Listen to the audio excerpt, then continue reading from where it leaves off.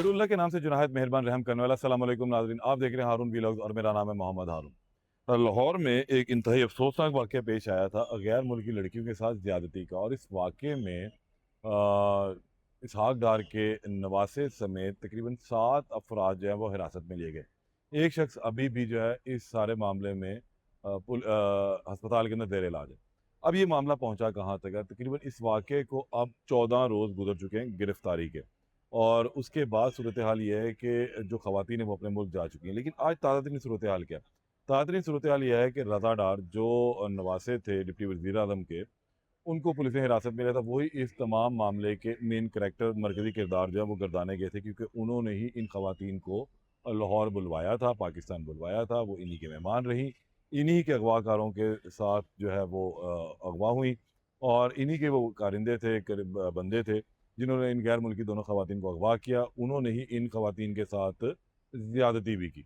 तो अब पुलिस ने पहले जो है रज़ा डार को जब गिरफ्तार किया और इसके साथ मज़ीद 4 मुल्ज़िमान थे, तो इनका 5 रोज़ का जिस्मानी रिमांड पुलिस ने हासिल किया था।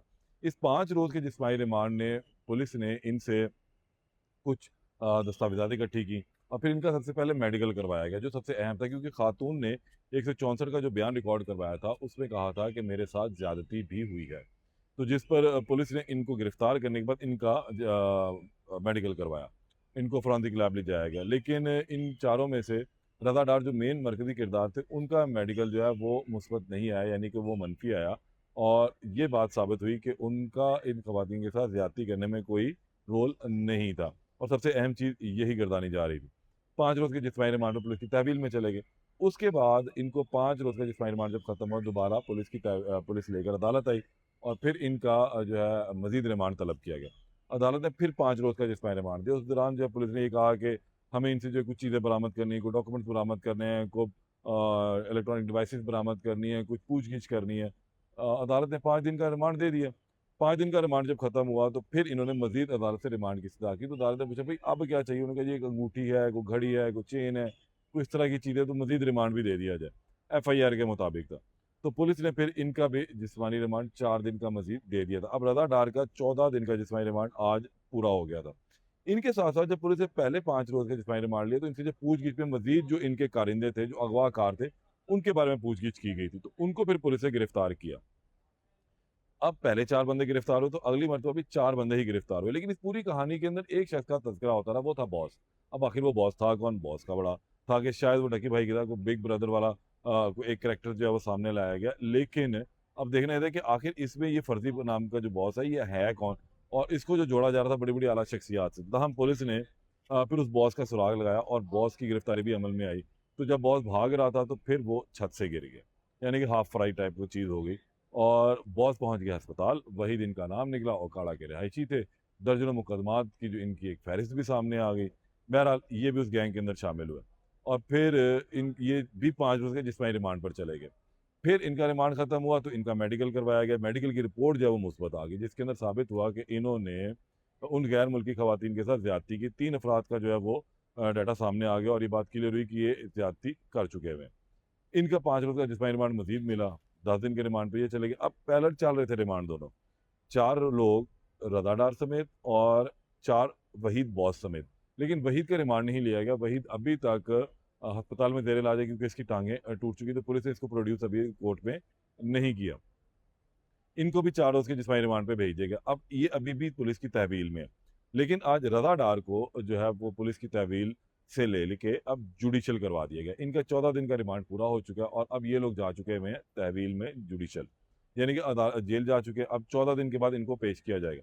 इस दौरान ये अपने वकालतनामा भी जमा करवाएँगे, और अपनी ज़मानत भी दायर कर सकते हैं, और बहुत सारी चीज़ें होंगी। लेकिन इस केस का अगर मैं देखूँ तो अब होगा क्या? अब होना ये है कि इस केस का अब चालान अदालत में जमा होना है, और पुलिस जो है एक रिपोर्ट या बनाकर प्रोसिक्यूशन को भिजवाएगी, और वहाँ से फिर वो अदालत के रूबरू आएगा कि ये जो 8 अफराद पुलिस ने हिरासत में लिए, इनमें से सब बंदों का किरदार अपना-अपना क्या है।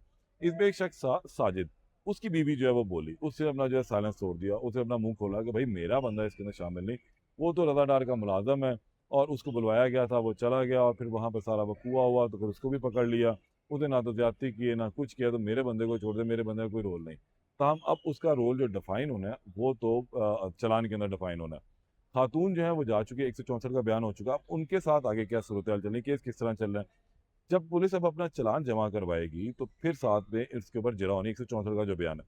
अब वो या तो ख़वातीन पाकिस्तान आकर उस पर अपनी जिरह करवा सकती हैं, या फिर वो किसी भी सोशल मीडिया प्लेटफ़ॉर्म के ज़रिए अदालत के अंदर लाइव आ जाएँगी और वहाँ पे अदालत जो है उनसे सवाल जवाब कर लेगी, जो मुखालिफ वकील होगा वो जिरह कर लेगा। तो ये एक सूरत हाल हो सकेगी, सामने आती है।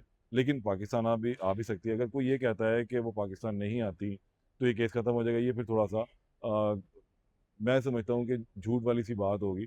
इसके अंदर ऐसा कतई तौर पर नहीं है। हाँ, मास-भाई ये है कि अगर वो लिख कर दे दें, तो शायद उसमें भी ज़्यादती का मामला है और अगवा का मुकदमा है और पैसे लेने का मुकदमा है, तो फिर रिकवरी भी होनी है।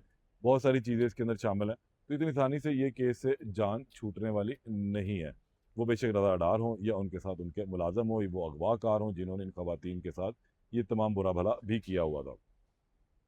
आज तो इनको पेश किया गया और अब इन लोगों का जो है वो जुडिशियल रिमांड पे ये लोग जेल जा चुके हुए हैं।